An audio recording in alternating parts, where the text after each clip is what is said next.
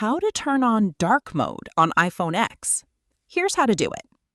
First, open the Settings app on your iPhone.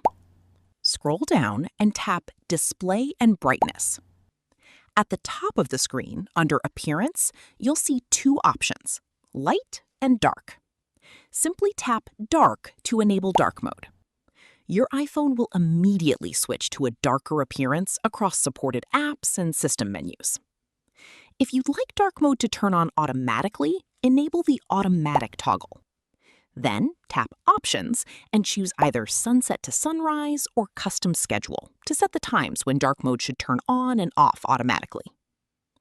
You can also quickly enable dark mode from Control Center. Swipe down from the top right corner of the screen, touch and hold the brightness slider, then tap Dark Mode to turn it on or off.